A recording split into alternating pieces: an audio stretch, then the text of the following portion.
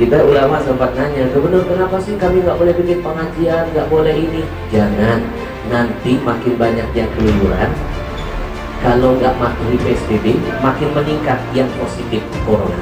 Alhamdulillah, kami ikuti pesan gubernur. 7 bulan kita di kamar, alhamdulillah ustadznya negatif, istri positif. Ini karena kasyif. Berapa banyak undangan di Jakarta kita tidak berani terima. Kita cancel, mundur karena saya tidak mau mengambil resiko. Tapi ini yang undang orang yang udah baik, ketemu orang-orang soleh, rasanya berat hati menolaknya. Bayangkan akhi, 7 bulan ini ceramah saya pertama di kawasan Jakarta. Setelah 7 bulan kami ulama dirumahkan. Takbir. 7 bulan nggak pegang mikrofon, 7 bulan nggak lihat penampakan model begini, 7 bulan nggak ngaji bareng. Ada kerinduan tentunya dalam hati, betul? Mulai dari awal puasa kita sudah kena PSBB, dilarang gubernur untuk keluar rumah, dikurung di kamar. Subhanallah. Itu yang membedakan Ramadan sebelumnya dengan Ramadan yang hari ini kita rasakan. Ramadan sebelumnya 1 hari sebelum puasa setan dikurung, sekarang ustaz dikurung. Ustaz dikurung. Betul kan?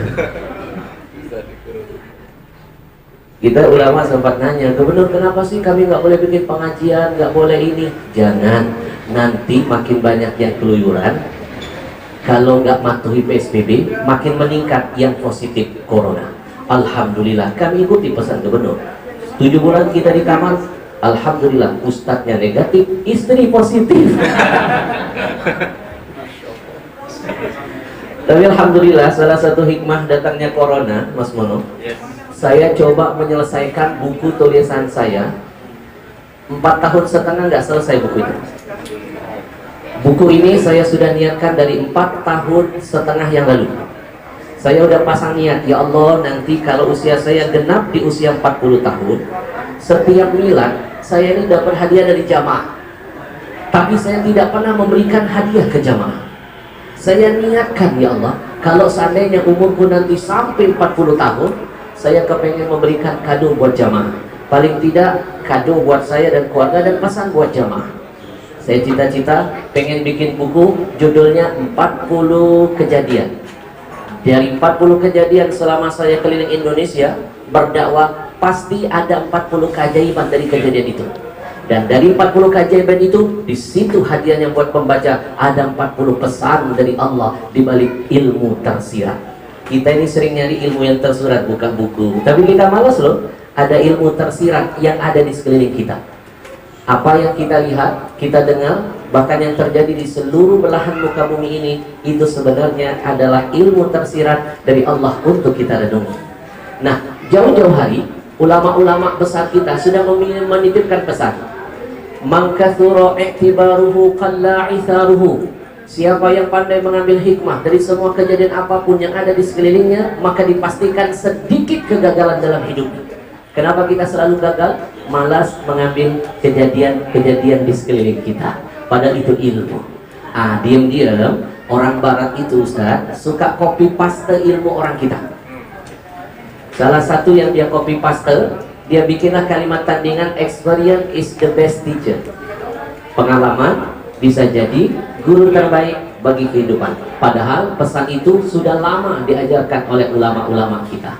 Betul kan? Alhamdulillah, datang corona, 4 bulan kelar tulisannya. 4,5 tahun nggak selesai, 4 bulan kelar. Dan judul bukunya 40. Kenapa pakai 40? Karena pas Ramadan tanggal 17, tepat di bulan Ramadan, fi ashril awakhir, 10 hari terakhir, usia saya genap 40 tahun. Doakan mudah-mudahan dengan bertambahnya usia terus bertambah ibadahnya. Amin. Ya Rabbal. Hari ini saya bangga karena di depan saya ada makhluk-makhluk langka. Yang bilang langka bukan saya. Kalau dalam bahasa Arab, langka itu namanya ghuraba. Betul? Dalam sebuah hadis, Nabi pernah memberikan sebuah gambaran. Nanti makin dekat kiamat akan lahir sekelompok orang yang namanya ghuraba, kelompok yang langka. makhluk langka. Sahabat nanya, siapa mereka ya Rasul? Kata Nabi, alladzina yuslihuna idza fasadin nas. Dia adalah orang-orang yang terus menjaga kesolehannya, soleh sosialnya, soleh emosionalnya, soleh spiritualnya. Padahal kanan kiri sudah banyak kerusakan di sekitarnya. Dia tidak mau ikut jadi rusak, walaupun kanan kiri sudah banyak kehancuran dan kerusakan. Dia tetap istiqomah, tidak mau tergoda. Dia belajar dari ilmu ikan. Tahu ikan? Bahasa Arabnya sama, bahasa Inggrisnya iwa. Fish. Pernah tahu nggak filosofi ikan? Ikan itu tinggal di mana? Air. Laut. Laut itu asin nggak? Asin. Pertanyaannya, ada nggak ikan 10 tahun, 20 tahun, 100 tahun tinggal di laut yang asin, ikan lantas jadi asin? Enggak. Mau di ikan teri dia tidak akan asin. Coba kita jangankan setahun, 10 hari aja direndam jadi asin. Yang membuat ikan itu asin tau nggak apa? Satu, karena dia sudah mati. Dia mati diasinkan oleh manusia. Jadi siapapun yang imannya mati, maka dia gampang diasinkan oleh semua godaan-godaan setan yang ada di sekitarnya. Dan jangan lupa, setan itu ada dua, minal jinnati, ada setan dari golongan jin, ada setan dari golongan manusia. Tahu bedanya? Kalau setan dari golongan jin itu kabur, takut dibacakan ayat kursi. Tapi kalau setan dari golongan manusia takut kehilangan kursi. Paham ya? Maka antum semua di mata saya adalah orang-orang yang Masya Allah, makhluk-makhluk langka dan pilihan. Dan itu antum harus terus bersyukur kepada Allah. Alhamdulillah. Man la yuhibbul ilma fala khaira fihi. Al-Imam Asy-Syafi'i berpesan, siapapun yang tidak menyenangi ilmu, tidak menyukai majelis ilmu, di kampungnya ada yang bikin majelis alim, dia resah. Toko sebelahnya ada yang bikin pengajian model begini, dia gelisah. Maka kata Imam Asy-Syafi'i, ketahuilah la khaira fihi, maka dipastikan tidak akan ada kebaikan dalam hidupnya dan tidak ada ketenangan dan keberkahan dalam setiap langkahnya. Maka hari ini antum termasuk juga orang-orang yang akan mendapatkan kebaikan. Dalam sebuah hadis Nabi kuatkan, man yuridillahu bihi khairan yufaqihuhu fiddin. Siapapun orang yang Allah inginkan dia jadi baik, kebaikan menghampirinya, itu macam-macam tekniknya. Allah mudahkan langkahnya melangkah ke majelis ilmu. Allah tanamkan di hatinya senang dengan ilmu. Allah tumbuhkan cinta kepada ulama. Siapa yang ada rasa itu, maka dia adalah makhluk pilihan dari Allah. Alhamdulillah. Allahu Akbar. Allahu Akbar. Allahu Akbar. Allahu Akbar. Allahu Akbar. Allahu Akbar. Dan jangan lupa, kita pun harus mendoakan para pahlawan-pahlawan kita. Ini masih Agustus kan? Spesial hijrah bergandengan dengan semangat kemerdekaan. Kita harus memerdekakan diri kita dari segala macam kemaksiatan dan dosa. Para pejuang nggak butuh goyang ngebor. Para pejuang nggak butuh goyang ngecor, apalagi goyang patah-patah. Yang mereka butuhkan adalah kiriman doa dari kita. Doa dari kita. Habib katanya doa buat orang yang mati itu yang sampai cuma dari anak yang soleh saja, anak yang enggak, yang lain-lain nggak nyampe. Siapa bilang nggak nyampe? Saya hadirkan dalilnya. Buka Sahih Muslim. Aisyah pernah curhat dengan Nabi. Qalat Aisyah, waraksa, ya Rasul, kepalaku sakit banget, menyut-menyut. Melihat itu dipanggil Rasul, Zaki, in kana wa ana hayyun, wahai istriku tercinta, kalau seandainya kematian menghampirimu dan aku masih hidup, fa astaghfiru laki wa ad'u laki, maka aku pastikan aku akan selalu memohon ampunan dari Allah buatmu dan aku akan selalu mendoakanmu. Bukankah ini dalil bahwa doa seorang suami buat istrinya, sampai ini juga dalil bahwa mendoakan orang yang sudah meninggal dunia sunnah hukumnya. Alhamdulillah. Kita doakan para pahlawan, mudah-mudahan mereka dibalas semua perjuangannya dengan kemuliaan di alam barzahnya. Amin. Ya Rabbal. Lihat para pejuang, minumannya kopi. Betul nggak? Iya kan? Lupa tadi ngedoain pemimpin kita, doain juga. Mudah-mudahan pemimpin kita dengan bertambahnya usia Indonesia 75, insya Allah Indonesia maju. Amin. Mantu maju, anak maju, ipar maju, besan maju, keponakan maju. Ternyata sudah terbukti kemajuannya. Mudah-mudahan semuanya diberikan kekuatan. Amin. Ya Rabbal. Bahkan maaf kalau di kalangan para habaib, kopi ini menjadi sesuatu yang syurtul ula, ya, syarat yang utama. Kita mau ngumpul, mau majelis atau mau majelis, mau gambus, mau apapun kegiatan, kopi itu menjadi syarat yang pertama. Bahkan maaf sebelum Anda jelaskan ceritanya agak sedikit ekstrim. Percaya nggak kalau orang soleh itu dengan kesolehannya dia bisa bermimpi dengan Nabi? Percaya nggak? Nah, kenapa ragu? Orang yang soleh dengan segala kesolehannya tidak menutup kemungkinan Nabi hadir dalam mimpinya. Percaya nggak? Percaya. Itu kan kemuliaan yang Allah berikan, yu'ti may yasha. Hak Allah. Qad saddaqta ru'yah. Betul? Mimpi itu bisa menjadi media. Nah, saya teringat dalam kitab itu anna rajulan salihan. Dulu diceritakan ada salah seorang yang soleh orangnya, min ahlil Maghrib, dari negeri Maroko, Maghribi. Maghribi itu masya Allah gudangnya para ulama-ulama. Karena yajtami'u ma'an Nabi SAW. Orang soleh ini karena kesolehannya ibadah, hobinya minum kopi terus sampai pagi nggak tidur. Akhirnya bermimpi ketemu dengan Rasulullah. Dan dia sempat bertanya kepada Nabi, ya Rasul, inni syarabtul qahwa, famadha aqulu inda syurbihi. Ya Rasul, aku ini hobi banget minum kopi. Kira-kira ada nggak doa khusus untuk ketika minum kopi? Subhanallah, dia mendapatkan langsung ajaran dari Nabi SAW. Ya, kalau saya ditanya, Habib gimana ini? Saya akan jawab, selama doa itu tidak membuat saya musyrik kepada Allah, membuat saya makin dekat dengan Allah, amalkan. Karena itu sebenarnya khususiyah kepada seseorang, betul nggak? Dia mau percaya, dia nggak mau percaya, terserah. Selama itu orang soleh, kalau Anda pribadi percaya dengan kesolehannya, karena tidak mungkin orang soleh itu tidak diberikan apa yang diinginkan dalam hatinya. Karena Allah pasti memberikan fasilitas yang tidak Allah berikan kepada hamba-hamba lain. Jadi Anda teringat di antara doanya itu, Allahumma ja'alha nuran li basari. Ya Allah, jadikan wasilah kopi ini menjadi cahaya bagi pandanganku. Ditanya ulama, kenapa maksudnya ini? Maksudnya mataku ini melek, nggak tidur, nggak ngantuk, jadi aku ibadah. Ternyata betul kata ulama, itu jadi nasyad fil ibadah. Orang yang minum kopi biasanya larinya semangat ibadahnya. Dia nggak tidur, melek. Orang zaman dulu, kalau sekarang ini meleknya bukan ibadah khawatirnya. Orang zaman dulu nggak ada TikTok, nggak ada Instagram, nggak ada ku menangis, nggak ada film tilik, betul?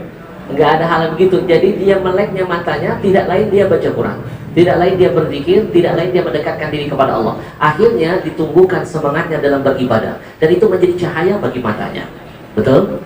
Nah yang kedua, dan kalau sudah rajin ibadah, semangat terus, kata Ibn Hajar al-Haytami, kalau orang itu sudah rajin ibadah, minum kopi tiap malam ibadah, terus semangat, akhirnya dia akan melahirkan dua hal. Satu, majlabatun lil asrar, akan menemukan rahasia dari Allah. Boleh jadi nanti kasyaf, feelingnya mantap, perasaannya kuat, ada kekuatan yang tidak dimiliki oleh orang lain. Kalau bahasa kita itu kasyaf, dia bisa tahu dan bisa tembus perasaan orang, betul? Hati. Saya berapa kali menemukan orang-orang yang begini, Masya Allah. Salah satunya As-Sayyid Ahmad Al-Maliki. Kalau teman-teman pergi ke kota Mekah, di sana ada ulama namanya Sayyid Ahmad Al-Maliki. Subhanallah, beliau memiliki kekuatan mata hati yang sangat dahsyat. Nah, di buku 40 perjalanan itu saya masukkan. Apa kabar sehat? Ustaz, maaf saya mulainya kecepatan. Saya Isa Ibrahim terlambat ya. Cepat dah. Baik teman-teman yang belum sempat sholat isya, tidak usah khawatir. Karena dalam sebuah hadis kata Nabi, laula an asyqa ala ummati la amartuhum bi ta'khiril isya ila thuluthil lail. Riwayat lain ila nisfil lail. Kalau seandainya tidak memberatkan hambaku, maka aku menekankan kepada umatku untuk melambatkan isya sampai sepertiga atau setengah malam. Yustahab, malah ditekankan. Ya, kalau tidak berat. Jadi yang belum isya jangan khawatir, setelah ini nanti bisa melaksanakan isya sepertiga malam. Biar dapat fadilah yang terlipat ganda. Insya Allah. Tapi kemana tadi? Oh, orang yang sering melek di malam hari, di saat wana sunia, manusia semua tidur, melek, minum kopi, beribadah, biasanya akan mendapatkan kematangan hati. Majlibah al-asrar wa manhabah lil akdar, kesusahannya dihilangkan. Ternyata memang kopi ini pengobat hati yang gaul. Apa hati yang galau? Saya menemukan beberapa kejadian di Mekah. Ada Said Ahmad Al-Maliki, Masya Allah. Sampai sekarang kalau ke sana, saya istighfar dulu. Takut kebaca lagi hati saya. Suatu saat saya haji, masuk ke tempat beliau, pesantren beliau ini, seluruh dunia orang belajar digratiskan. Semua murid-muridnya jadi ulama besar di seluruh dunia. Karim, orangnya sangat dermawan. Ketika saya datang ke rumahnya, saya lihat beliau pegang tasbih. Tasbihnya cakep bukan main. Tulisnya warna merah. Saya lihat tasbih langsung hati saya berkata, ya Allah, rasanya beruntung banget kalau tasbih itu bisa pindah ke tangan saya. Tapi dalam hati Allah, jangan-jangan nanti kebaca hati saya. Saya duduk, tiba-tiba ada ulama dari Turki, dari Dubai, dari negara-negara lain. Satu persatu pulang, 1 jam berikutnya minta tasbih yang di tangan beliau. Apa kata beliau? Segera dia panggil asistennya, ambilkan sorban, dikasih sorban. Dalam hati saya, yang tua, lebih tua dari saya nggak kebagian, apalagi saya. Saya terus istighfar, ya Allah, jaga hati, jaga hati. Ulama yang berikutnya minta tasbih beliau. Abu ya, boleh minta tasbihnya? Kata beliau. Segera ambil minyak wangi. 2 orang ditolak, hati saya makin ngecit, ya Allah. Udah yang ketiga ditolak juga, tinggal saya yang terakhir. Pupus sudah, saya bilang udah. Begitu saya mau pulang, dipegang tangan, diantar sampai ke depan ke rumah beliau. Lalu beliau ambil tasbih ini dan beliau langsung letakkan di tangan saya. Itu saya meraung-raung menangis, meraung-raung. Ternyata memang semakin orang itu dekat dengan Allah, semakin punya ketajaman firasat dalam hatinya. Kalau bahasa agama kasyaf, bisa tembus pandang. Dan itu bukan 1 kali 2 kali saya menemukan karomah itu, dan saya catat dalam buku. Kejadian berikutnya, saya bawa akhi Haikal, adik saya baru tamat SMKK. Saya suruh pegang bisnis ajuah. Saya bawa 2 adik saya yang belum menikah. Satu Ubay, satu namanya Ubaidillah, usia sudah 35 lebih. Yang satu Haikal baru 18-19 tahun. Saya bawa menemui ulama ini. Sampai ke sana, saya bilang, Abu ya, doakan adik saya yang usianya 35 ini belum mau menikah. Begitu Abu yang angkat tangan, lalu Abu ya tunjuk adik saya paling bungsu, yang ini menikah lebih dulu. Dalam hati saya, masa baru tamat SMKK nanti dapat istri orang Malaysia? Makin gak percaya, siapa dia Malaysia? Dari Palembang ke Jakarta aja belum pernah. Subhanallah, pulang dari Mekah, 1 bulan setelahnya adik saya usia 30 tahun chatting-chatting, kenalan dengan keluarga Arab di Malaysia. Minta saya temani, dampingi dengan ayah saya untuk melamar. Saya berhalangan. Lalu akhirnya digantikan adik saya bernama Haikal. Haikal izin, Kak, Haikal pamit ya, nemenin Kak Ubay mau melamar. Nyampe ke Malaysia, ternyata apa yang terjadi? Dia yang malah diminta untuk dinikahkan. Perempuannya suka dengan Haikal dan hari itu dinikahkan secara agama. Haikal nelfon, Kak, Haikal sudah nikah. Saya teringat pesan Abu ya, Masya Allah. Saya datang lagi ke sana, minta ditunjuk, biar nikah. Enggak nikah. Untung nggak denger. Subhanallah, saya makin jatuh cinta lihat orang-orang soleh begini. Artinya begini, teman-teman sekalian, ya, fatashabbahu in lam takunu mithlahum. Dalam sebuah syair disebutkan orang soleh berpesan, kita dianjurkan menyerupai, meniru semua yang disukai orang-orang soleh. Kalau orang soleh suka minum kopi, antum minum kopi. Kalau orang soleh suka dandanan pecinya seperti ini, kita tiru. Ada yang gaya topi UAS, ada yang gaya baju UJ dulu, betul nggak? Apa hukumnya? Boleh. Fatashabbahu in lam takunu mithlahu. Kalau kamu tidak bisa menjadi orang soleh itu, paling nggak kamu mengikuti, meniru apa yang dia suka. Ikuti, gemari apa yang dia cintai. Fa inna tashabbuh bil kirami falahu. Menyerupai orang-orang soleh, apapun gaya makannya, gaya minumnya, gaya duduknya, gaya ngomongnya, gaya pakaiannya, selama itu tidak bertentangan dengan Al-Quran dan hadis, maka itu akan menjadi jalan kemenangan bagimu. Maka boleh hukumnya kita meniru apapun yang disukai oleh orang-orang soleh. Salah satunya minum kopi. Minum lagi boleh? Siapa tahu jadi orang soleh.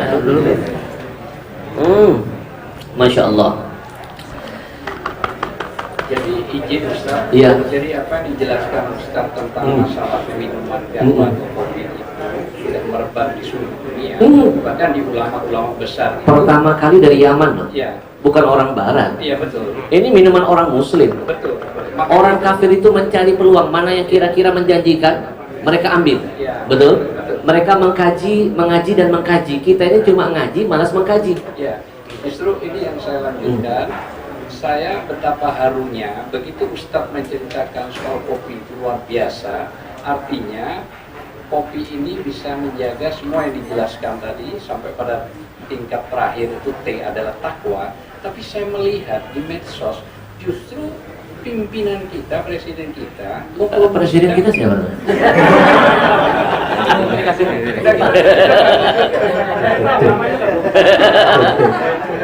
Iya.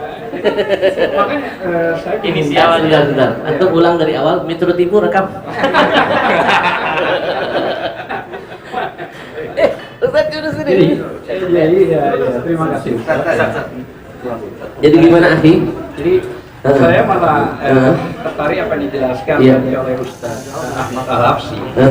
Justru saya melihat promosi yang kebetulan di medsos lagi viral, yaitu presiden kita yang tadi juga disebut siapa itu, Pak Joko lah ya, itu mempromosikan jahe. Oke. Nah artinya apa yang saya tangkap? Kalau mulai tadi Ustadz Ahmad Al-Habsyi menjelaskan kopi ini dekat sama ulama, saya setuju, saya sepakat. Karena setiap kemanapun kita datang ke ulama-ulama besar, termasuk 212, itu kopi memang yang walaupun sahih ada ya. Tapi kok ini jahe? Berarti memang tidak tergolong orang-orang yang memang soleh itu kayaknya lah ya. Saya nggak tahu, itu kira-kira pandangan saya gitu lah ya. Nah kalau itu tidak termasuk dalam golongan orang yang soleh, terus mimpin negara, mungkin rekan-rekan bisa jawab, apa jadinya? Nah itu yang saya pikirkan juga ini. Mudah-mudahan maksud saya dengan doa semua orang-orang soleh juga bisa berubah dan mendapat ya. Ngompor-ngompor ini ya. Kita udah mulai mau reda, terus dipanas-panasin. Baru aja didoain ya. Ya, artinya perlu disampaikan.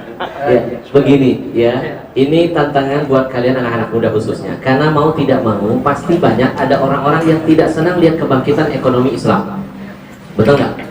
Jadi apapun yang berhubungan dengan Muslim, baik pakaian, produk, apapun, maka harus siap-siap. Wa kullu dzi ni'matin mahsud. Setiap kenikmatan itu Allah berikan kepada kita orang Muslim, maka seiring itu Allah siapkan banyak orang-orang dengki yang tidak siap menerima kesuksesan kita. Betul? Segala cara dia akan berusaha. Padahal potensi kopi kita luar biasa loh. Saya kemarin jalan-jalan ke Aceh, dihadirkan hampir 20 jenis kopi. Ustaz Yunus pernah cium kopi yang rasanya wine belum? Saya baru kali itu nyium rasa wine. Saya bilang, ini mabuk nggak? Enggak Ustaz, fermentasinya halal. Rasa wine. Ada hampir 20 rasa kopi di Aceh. Itu baru Aceh, belum kopi-kopi lain. Masya Allah, ternyata yang kayak kopi luwak. Saya dijelaskan ciri-cirinya, Ustaz, kenapa ini jadi halal? Karena yang dimakan luwak itu yang manisnya, doang. Yang pahitnya di dalam itu dia keluarkan, masih ada lapisan lagi, satu lapisan yang tetap menjaga kehalalan yang ada di dalamnya. Subhanallah, sampai ke sana. Kopi kita dibeli oleh Starbucks, dibawa ke Amerika, dia roba racikan-racikannya, dia jual lagi dari harga 10 kali lipat. Ada yang salah dengan kita, betul? Percayalah, kopi kita ini dahsyat loh. Saya pernah berapa kali bawa kopi dari Aceh ke ulama besar Mekah. Itu saking senangnya, setiap kali saya datang di majelis besar yang dia punya, dia sentikan tausiahnya, dia teriak kopi Aceh. Penghormatan kepada Indonesia, betul? Makanya saya sependapat, begitu banyak manfaat kopi. Ada lagi sebenarnya dalam kitab. Sebenarnya dalam kitab-kitab para habaib itu dikupas secara mendetail, ya, seperti kitab Habib Ahmad Al-Attas. Kopi itu, antum pernah tahu nggak? Itu hatomat ta'am, ha dot mim, hatomat ta'am. Dia bisa menghancurkan makanan. Jadi penyakit itu berawal dari apa? Makanan yang masuk. Minum kopi, dia bisa menghancurkan, mencernakan makanan yang ada di perut. Bahkan dalam kitab itu disebut tahlilur riyah, bisa mengeluarkan angin. Jadi kalau badan masuk angin, itu minum kopi. Sama kalau terlalu banyak dahak, itu dahak bisa keluar dengan minum kopi. Dan banyak lagi, kalau saya lihat kitab itu, ya Allah, subhanallah, Masya Allah. Bahkan dalam kitab itu ada yang lebih ekstrim, disebutkan orang-orang soleh zaman dulu, dia menyebutkan innal makan, sesungguhnya tempat alladhi yutroku khalian. Jadi kalau ada satu tempat yutroku khalian, ditinggalkan terlalu lama, kata ulama ini dipastikan yaskunuhul jin fihi. Tempat apapun kalau sudah lama ditinggalkan kosong, pasti ada jin yang menetap di dalamnya. Tapi kata ulama itu, hasil uji cobanya, fa innal makan alladhi yuf'al bihil qahwa la yaskunuhul jin wa la yuqarribunahu. Tapi kalau ada tempat yang di sana ada orang lagi ngadon kopi dengan racikan-racikannya, itu tidak akan mau jin bertempat di tempat kosong itu, bahkan menjauh darinya. Jadi ternyata teknik untuk mengusir jin adalah kopi. Maka Ustaz Kasyif buka cabang di mana-mana, biar jin-jin di Jakarta pindah ke Kalimantan. Allahu Akbar, Allahu Akbar, Allahu Akbar. Izin yang kedua, Ustaz. Anjing lagi nih, mancing lagi. Antum tahu nggak, gara-gara ngegas ini, ada Ramadan tahun ini di blacklist. Ini fakta yang saya ceritakan. Tapi saya bangga. Demi Allah, sedikit pun saya tidak ini, malah bersyukur.